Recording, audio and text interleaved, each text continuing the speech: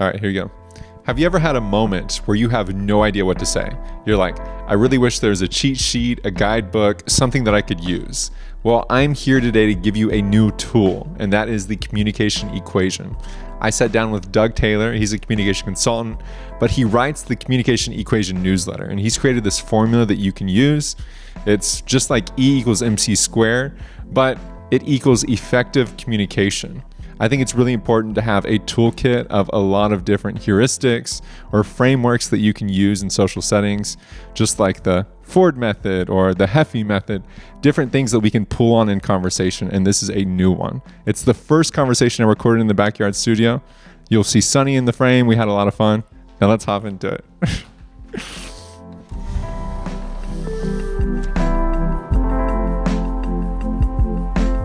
As Sunny walks to the frame, first time in the backyard studio. So I'm sitting here with Doug Taylor. Doug, could you tell me what is the communication equation? It is a framework that I've come up with over the years, and basically my whole thought process with it was to figure out a way to simplify just the craziness that is communication. Like, people stress out about it a lot, I know, if they're even thinking about it at all. As somebody who really came from a place where I was not at all remotely skilled with communication whatsoever, I was a very painfully shy, awkward kid. The awkward part might still be there, but as I've gone through, my adult life now as an attorney, I thought more and more about this and was like, there's got to be some way that you can approach any setting where communication happens and have kind of a consistent, flexible way to, apply something to it to get the results that you're looking for.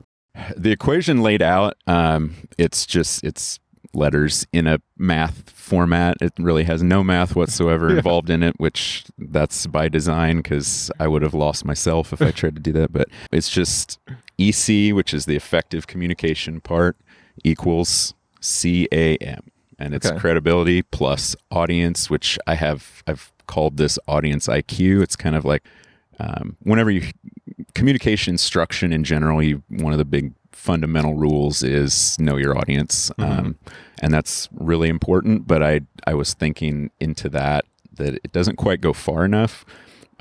There's more to it than just knowing who your audience is. You have to figure out like what their position there and how they're perceiving what you're about to deliver to them. Like the best speakers don't necessarily think about themselves before they're going to go speak.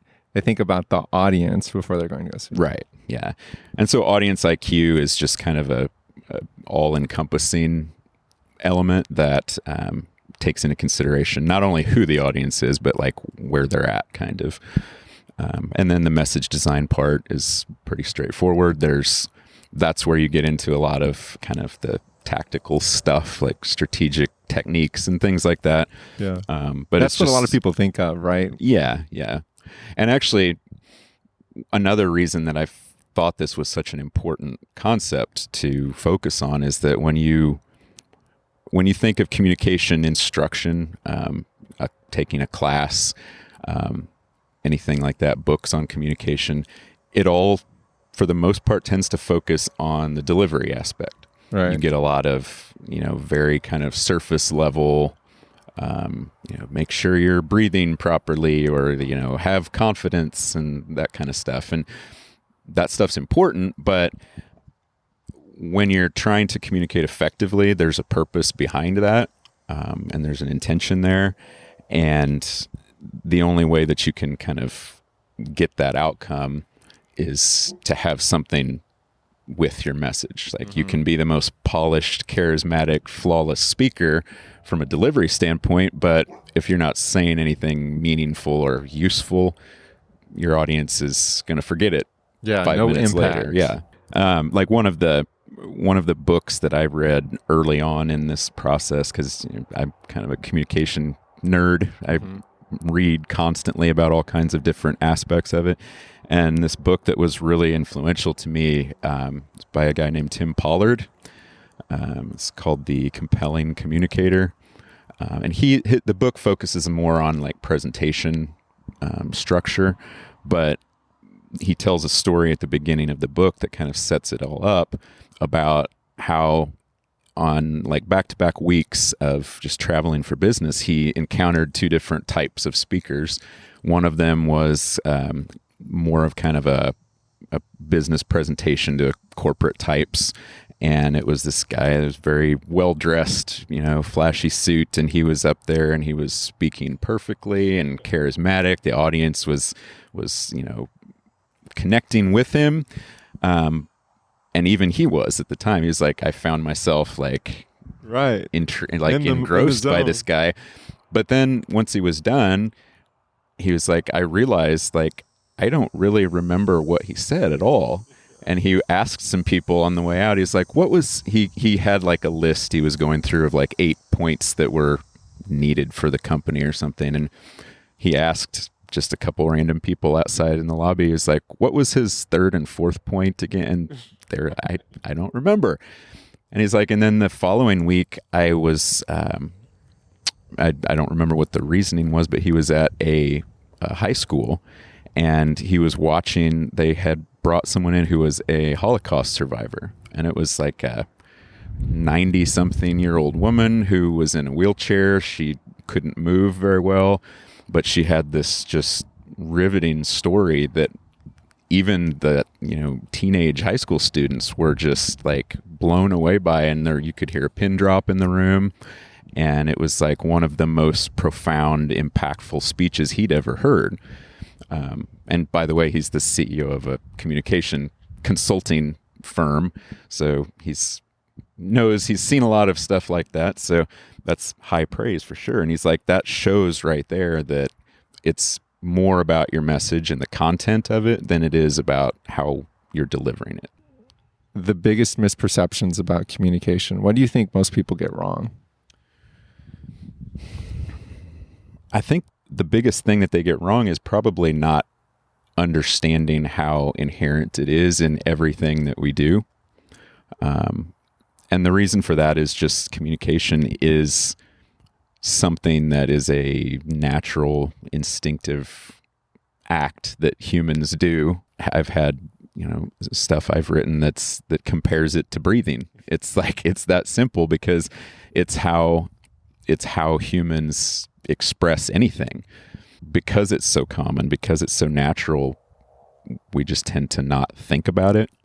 And so there's kind of two camps. There's people that just give it zero thought. And there's people who are just overwhelmed by it because of that. They do realize how common it is, but their approach to it is, there's so much there that I can't begin to dive into it. It's one of those things that people are either naturally good at or they're not. And if someone feels that they're not, they just get stuck in that position. But really, it is a skill that anybody can learn. I feel like I'm like a walking example of that, like, because, I'm not somebody who would have ever imagined ever that I would be, successful at anything speaking related.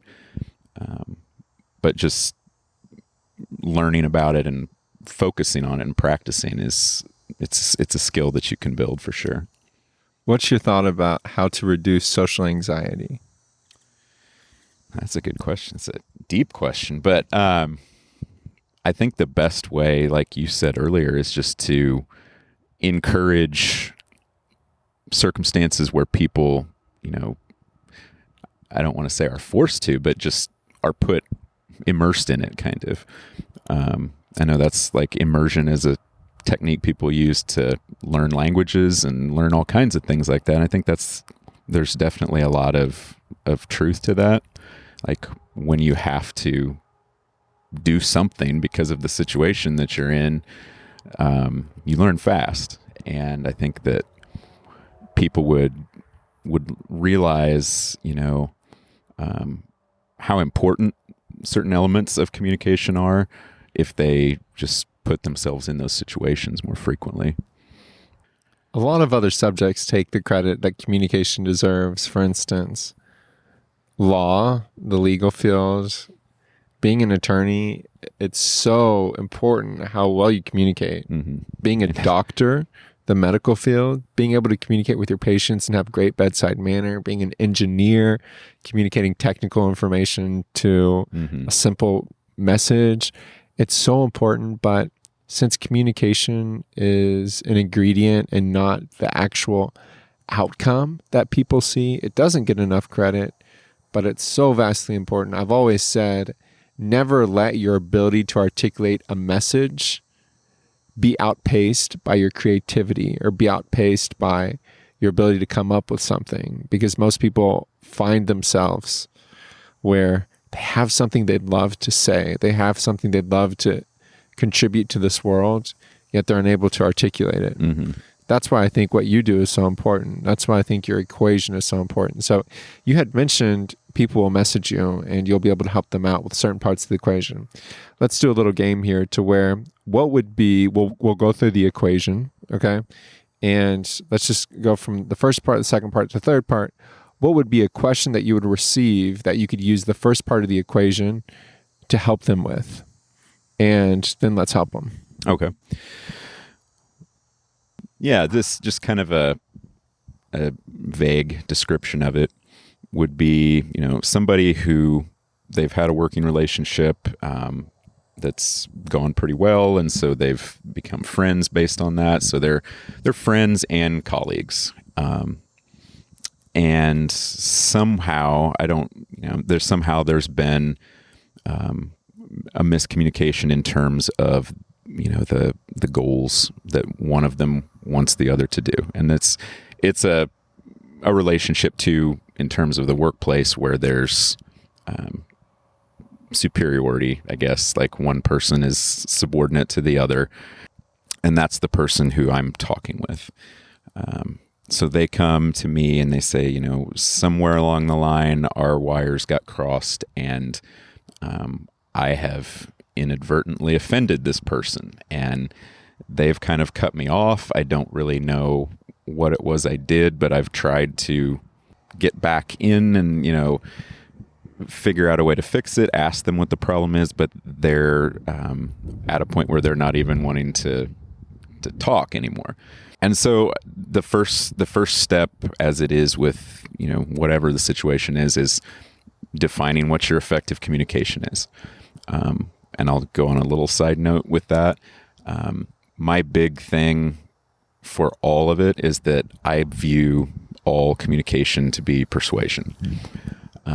And that sounds kind of different, I think. And I had a post on this the other day where I think part of the reason for that is that persuasion has kind of had a bad rap. It has a negative connotation where people think that it means manipulating and sleaziness, and that's really not the case. Like when you think of any form, any act of communication that you do, what you're trying to do is get your audience to do something. Oftentimes that's like a literal physical act, like buy my product or vote for this person or whatever. But a lot of times it's not. But that doesn't mean any less that you're not trying to get them to do something. If you're a teacher, for example, giving a lecture to a class, your audience is the students in your class, and what you're asking them to do is learn and process the material that you're teaching, and to come away with a new understanding of something they didn't know before. So it's kind of that reframing that's really important. So your first step is defining what your effective communication is, and that's just your goal. What do you want the outcome of this interaction to be? And I like to try to put kind of specific metrics on that so that you can see and know very clearly whether you've succeeded or not, because that helps you go back later and amend or fix things if you need to. So in this situation, your effective communication would probably be, from a starting point, you could say that it would be to kind of reopen the lines of communication with this person, get them to where they're willing to talk to you again. Further down the road, it would be to maybe repair the relationship, convey to them that you're sorry for whatever you did that has offended them. And then that kind of goes into a whole aspect of apologies, which is a very specific type of communication, has its own kind of pathway for that. So that's your starting point. You define your goal. Effective communication. You define what your effective communication is. And then the credibility element, for example, you'd get into each one of those. And the credibility in this instance, the things about your personality, your credibility that were strong before, that have been damaged by whatever the interaction was that took place. So figuring that out and bringing that to light. Obviously, you know your audience at this point, so you know quite a bit about them based on your relationship. So that part should be pretty easy. And then, like I said, the message design part, that's where you would get into the specifics. And that's where, like here, you would be using an apology. And like, that's where a lot of the stuff that I've got things that I teach about those kinds of things.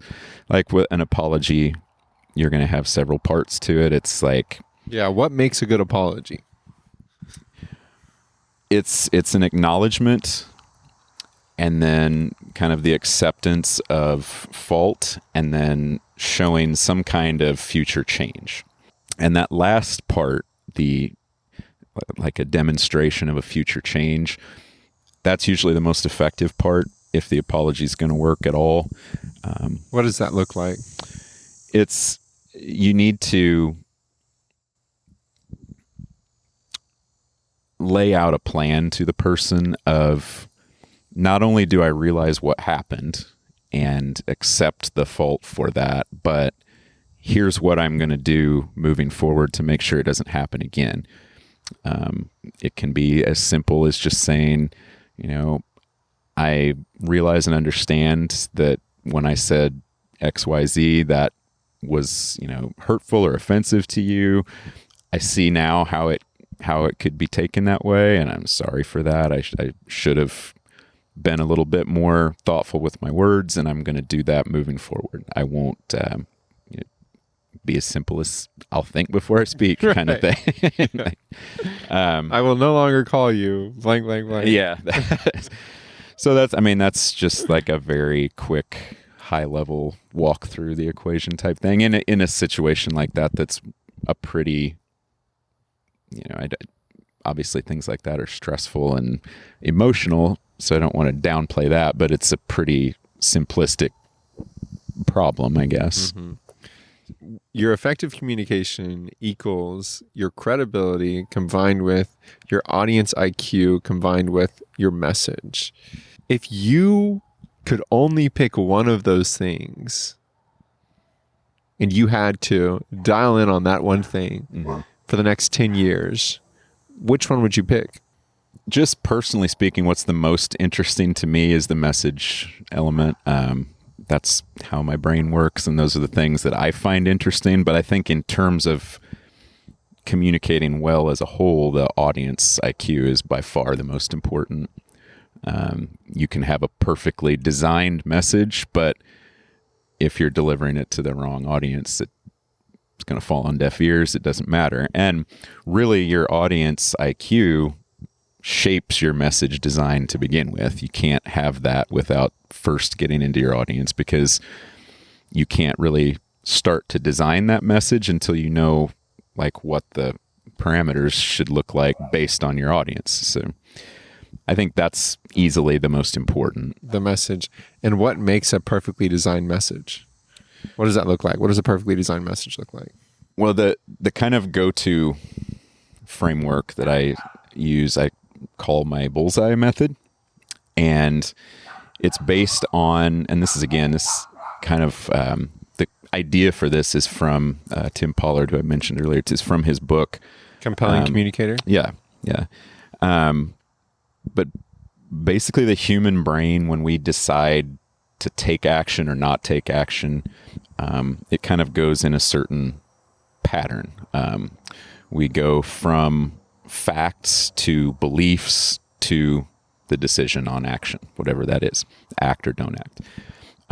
So to create a good message that is persuasive, which, like I said, that's the end goal, whatever you're attempting to persuade to do, to create a good message there, you kind of reverse engineer that and you go backwards. So you say, what do I want the audience to do?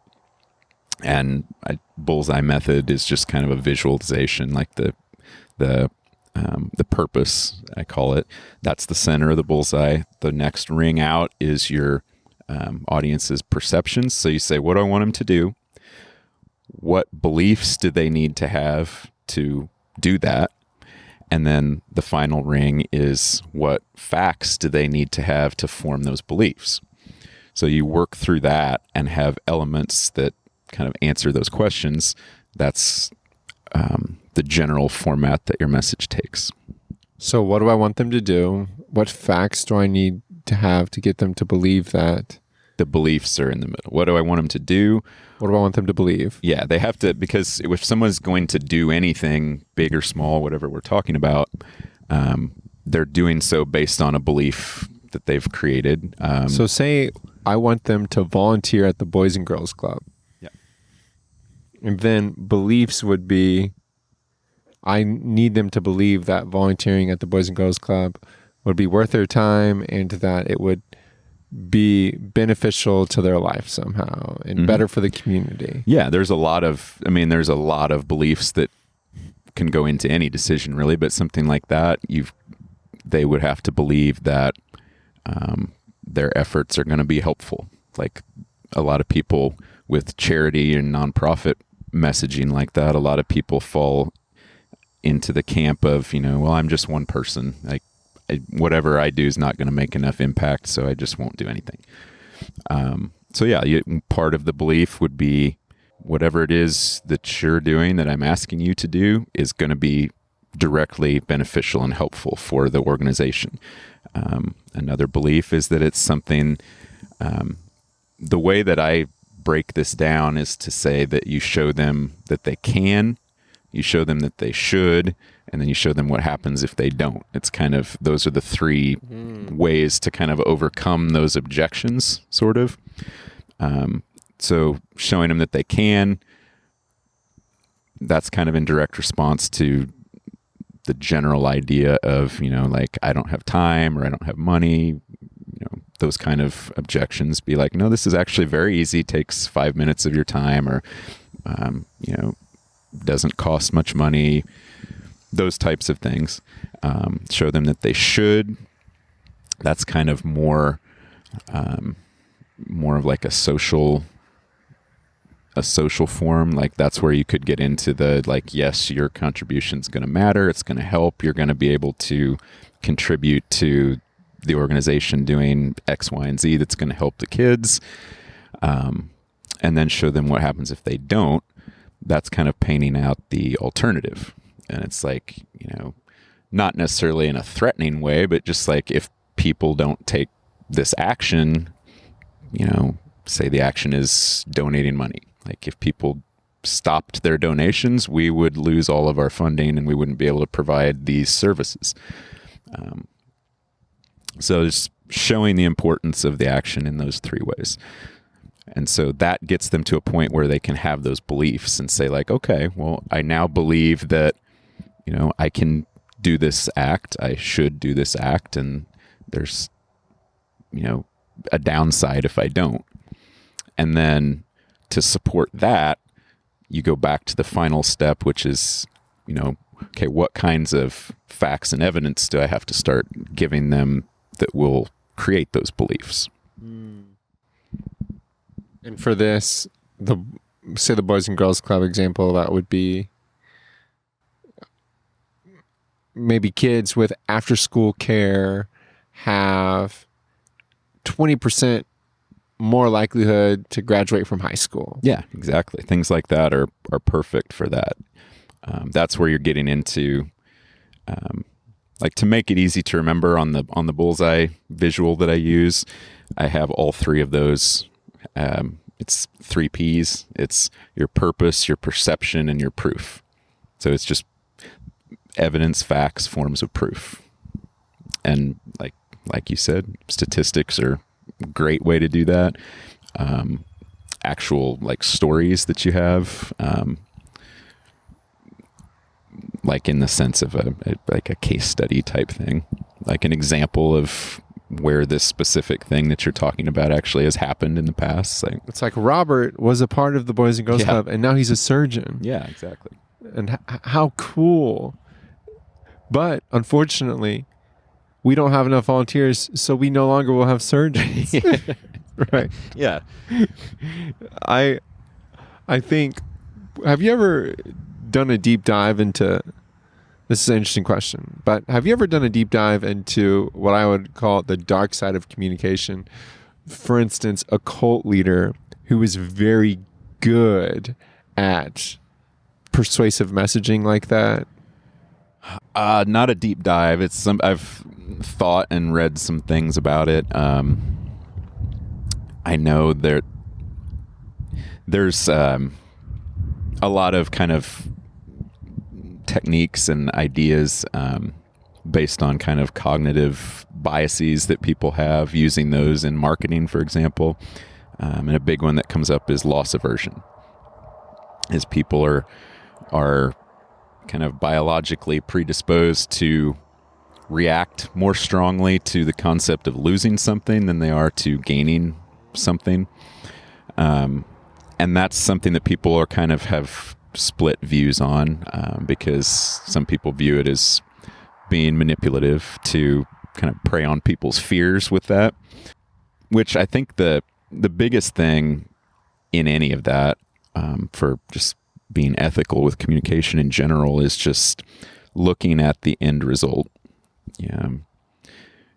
If the end result, it's a pretty simple, bright line, really. If the end result is your benefit, then yeah, it's probably a little bit manipulative. But if the end result is something that benefits your audience, then those tactics don't have that connotation to them, really, because like, if I'm trying to get people to, stop smoking, for example, and, this person has tried everything out there, and they're also just kind of at a mental point where they're like, nah, I don't really want to anymore. I don't want to mess with it. Like, none of this stuff has worked, and I'm not really mentally ready to stop anyway. So I'm just going to, if they're at a point like that, like, they need something to reach them better. So it's like, do you want to lose your ability to breathe? Right. Yeah. So using a technique that's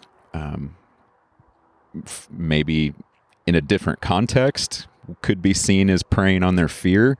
In that context, you're just trying to kind of open their eyes to a legitimate concern for their own well-being. It's just fascinating to me that like therapists and CIA, like undercover spies, probably use a lot of the same techniques. Mm-hmm. Because like you said, we are naturally wired to connect. They just use them for vastly different purposes. Right. Yeah. I think that's the key, is just what that end goal is. That to me kind of determines where you fall on that ethical spectrum. Here's a question. One of the things I've been thinking about lately, and with this podcast, a lot of it's conversation, and we can measure life through years or months or days, but we can also look back on life and think about some of the biggest conversations we've had. What has been one of those for you? What's been one of the biggest conversations you've had? Oh man. I think answer is pretty easy, honestly, for me. It's a very personal one. But it was a conversation I had with my wife, prior to her becoming my wife. I had gone through some issues of my own and had ended our relationship, and really came to a point where I spent a good several weeks like down in the dumps and realizing what a mistake I had made, and like this was not for the reasons that I thought it was, and there was a lot behind it that was just not who I was, and I had to do a lot of that apologizing to even get a chance to speak to her again, because she was understandably not very pleased. But then once I was able to, that conversation was hugely important. I can remember all the details of it. Were you nervous? Yeah. I remember I was still living in Topeka at the time, and I remember the whole day, like I had the, planning everything out, and just a very nerve-wracking time. You were thinking a lot about the message then. Yeah, very much so. You're like, effective communication is this. Yeah, this was before I'd really kind of put like labels on all of that stuff, but it was that kind of thing was really going through my mind for sure, because it was supremely important. And thankfully it worked out, and she's your wife. Yeah. Praise God. Yeah, exactly. I had a panic attack before I proposed to my wife. Really? I just felt a lot of pressure. Yeah. I had never ever done anything like this, but I wanted to, and I was so excited to. And it was so interesting seeing how my emotions were manifesting one thing. And have you ever seen Inside Out before? Mm-hmm. Yeah. And there's an emotion control center. Yeah. And in the second one, once anxiety enters the chat, anxiety goes zung, zung, zung, zung, zung, zung, and she kind of gets in this thing where she can't be stopped, but she takes over the emotional control center. And it's so wild how that happens, and that even though we're really excited and we feel one way, sometimes we manifest our emotions a different way. But that's a really good one. Yeah. Yeah, definitely had an impact for sure. You live to tell the tale. Yeah. And I'm trying to figure out how to address the softer side in conversation, because I feel like moments like this, asking you that question and hearing your answer, it's really sweet, right? Yeah. So it's like, how do I marry that by also highlighting your expertise, by also highlighting the communication equation? Well, that's I think it goes really to the credibility aspect. Yeah. Being able to show that vulnerability. When I talk about credibility, and like I said, I'm weird and a big acronym person, so I have this thing I use for credibility that I call SPEAKR. It's SPEAKR, and that's just kind of a checklist of the different types and things you can use to build and boost credibility. And the R in that is relatability. And being able to convey something relatable to your audience is an instant way to become credible and become somebody that they trust. And so I think that's a big part of that is if you're able to just be yourself and be kind of on a natural level, and maybe share some part of yourself in a story like that, that's helpful to your communication as a whole, because it boosts your credibility like that. Hey, thank you for coming on. Yeah, thank you. I appreciate you. It's been fun seeing you. One thing I admire is, one, your writing, and two, consistently you're sharing and distributing your writing. And I think that's so cool. I think you've invested a lot of time into creating resources about the communication equation. And I think it's only going to grow because that's infrastructure, right? That's IP. And the beauty about intellectual property is once you create it, then you can build from it. Yeah. So right now it's like you're building that foundation. Just keep doing what you're doing. Appreciate it. Yeah. And thank you for being here. Yeah. Thank you for having me. It's been a blast. All right, folks. We'll see you next time.